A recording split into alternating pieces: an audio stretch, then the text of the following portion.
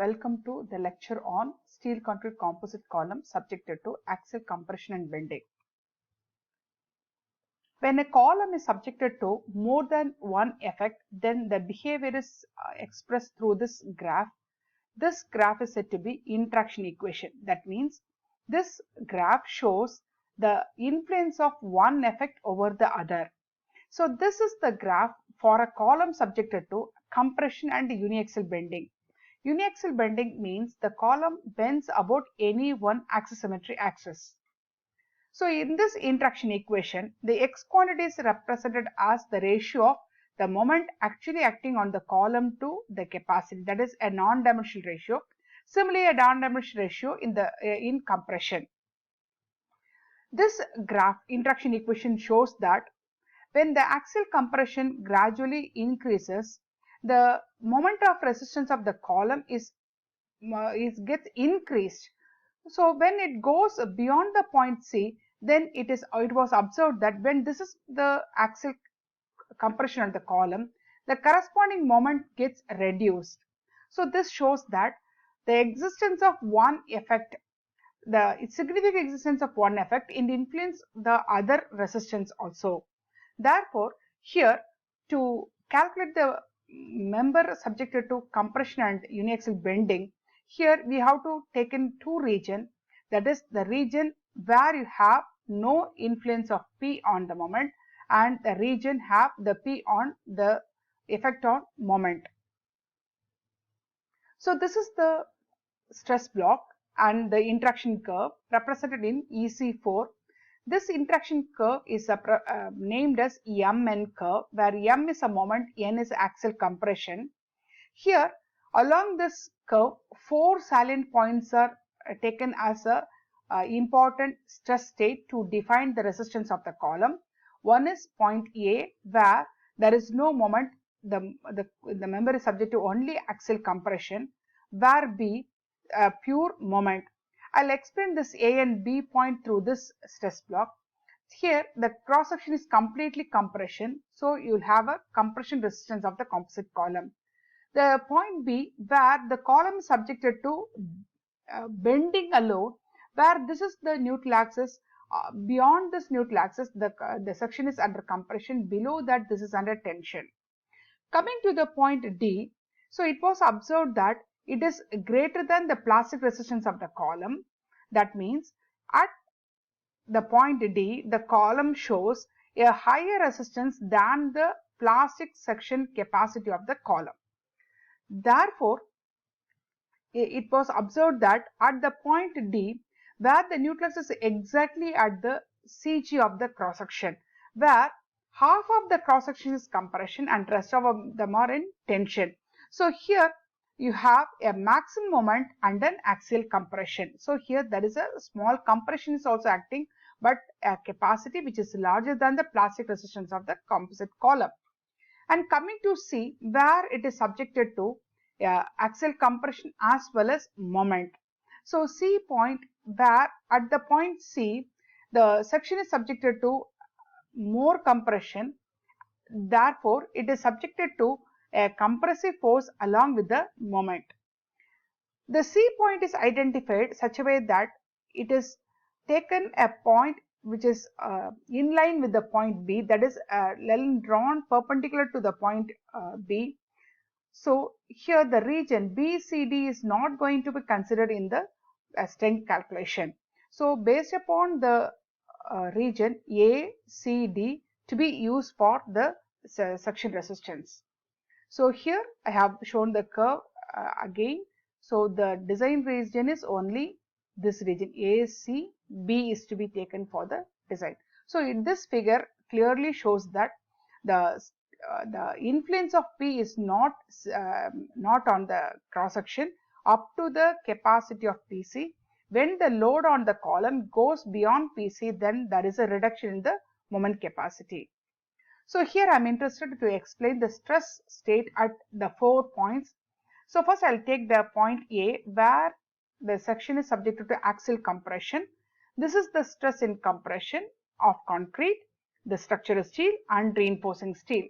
Here the stress at the concrete and stress in the rebar to be taken along with the guidelines given in IS 456-2000, where in the clause 39.3 it is said that this is the stress to be taken if the column is slender or short column with the limited eccentricity. So this is the stress in the concrete, and this is the stress in the reinforcing steel. Taking this as the basis, the capacity of the compression capacity of the column to be estimated like this. This is the capacity of the concrete, and this is the capacity of the structural steel, and this is the capacity of the reinforcing steel. Next, we will consider the point D, where the cross section is completely exploited, where this is the neutral axis, that is passing through the CG of the cross section. Above this region, the cross section, the column is under compression in all the material: compression concrete, compression structural steel, and compression in the reinforcing steel. Here, from the basis of the concrete assumption, we came to know that the tension concrete is always eliminated. Therefore, the resultant stress block will be represented like this. Only compression concrete is taken here. Here, for structural steel and reinforcing steel, it is to be taken the complete region, that is complete structural steel and complete reinforcing steel. Coming to the concrete, since we are considering 1/2 of the stress block, this will create the resultant of the compression will be lying at the CG of the stress block. Therefore, since it is eccentric from the neutral axis, the concrete compression will create a compression and a moment because of the eccentricity. The resultant force on the concrete is in two components. One is compression and a moment. Therefore, at the point D, you have moment due to concrete, structural steel, and reinforcing. Hence, the moment capacity at a point D is said to be M maximum, which will be equal to half the moment capacity of concrete, full capacity of structural steel, and full capacity of reinforcing steel. Coming to the axial resistance, which is equal to half of the complete concrete capacity of a column. So this should be expressed like this. So here, half into the moment capacity of concrete is said to be plastic section modulus of concrete into design stress. Similarly, structural steel as a plastic section modulus into design stress. This is the plastic resistance of a reinforcing steel into design stress. Here I am substituting for axial capacity. This is the axial capacity of the column. Then I move on to the stress at a point B. The stress at a point B could be derived based on the stress from the point D. This is the stress at D. To get stress at B, you have to do some correction, because so in the B point, this is the compression zone, where here it is taken at a distance Hn from the CG of the cross section. So this region to be eliminated to get the stress block at B. Therefore, you do some correction in the stress block in concrete. The same correction to be done in all the material which is available in this particular region. So regarding the concrete, so this should be taken alone in the stress block in B. Therefore, this to be eliminated. To eliminate this region, you add some tension of the same region. So over the region Hn, you add certain tension in the concrete. Then this is compression tension nullify with each other. You will get stress block over this region alone, which is similar to the region of the concrete is under compression. Coming to the structural steel region, in the structural steel here, this is my neutral axis of the point B. This is the neutral axis of the point D. So the stress block, this is point D, where to be modified to B. To modify into B, you will make it such a way that this is the neutral axis of the B point.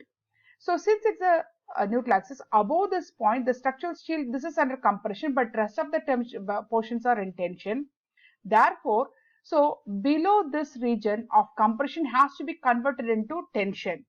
So to convert it into tension, you know that steel under compression tension both are in a similar way when it is restrained in its position. Therefore, this compression to be eliminated by tension, if I add one quantity of stress here, you will get the stress will be 0, but you need some same amount of tension here. Therefore, you do 2 times the stress in the correction region. Therefore, if I algebraically sum the stress block of D with the correction, I'll get the stress block of D. So this is a compression. One part of the stress in tension is nullified with the compression, and remaining part to be taken as the tension. So therefore, the stress block ultimately becomes like this. That means at the point B, the structural steel, this part is under compression, but rest of the part is in tension. So similarly, this is to be done for reinforcing steel. Therefore, this is the stress already I explained, the resultant stress in the B. Do a correction in the force in this region. To algebraically you get what is the stress at B. Please see here, this is the maximum stress at B, and also you have an axial compression at D.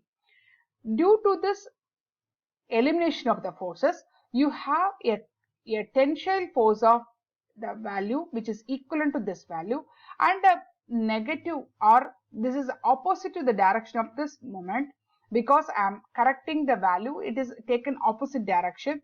Therefore, a moment will be like this. So when I make an algebraic sum of 2, this compression and this tension goes. Therefore, you don't have any compression here. And taking the bending at a point B, which is nothing but the moment at D minus the moment due to the component available in this region, Hn region, you will get what is the moment at B. Then coming to the point C, the stress block at C to be derived from the stress block of B. Already I explained that the stress neutral axis of the point B is here. The stress here, please see here, this is the neutral axis of the point C. So where the neutral axis of point C will be here. Therefore, this region to be converted into compression. So do some correction. What I have to do, I add certain compression in this region to get compression in this region. So this is a stress block of concrete. Similarly, do the same for structural steel and reinforcing steel. Now you get here, this is the stress block of your point C. This is the stress block, we done it for B, and this is the correction to be taken here to get the stress block of C. So where you get the MPLRD under a compression. So here, this is the region Hn to Hn region, where that is going to contribute certain compression in your stress block. See here in your graph, you can find, so at C you have a compression. So at C you can have your expression as, so this is your expression. So here you have 2 times your RD. RD is also half, therefore you will get total capacity of the concrete. And here see there is a moment capacity where you are deducting the section modulus in the region of Hn region. So you will get the moment capacity of the point C. Hence, up to this I have explained the state of stress at all the 4 salient points. In my next video, I will explain how to calculate the resistance of the composite column subjected to uniaxial bending.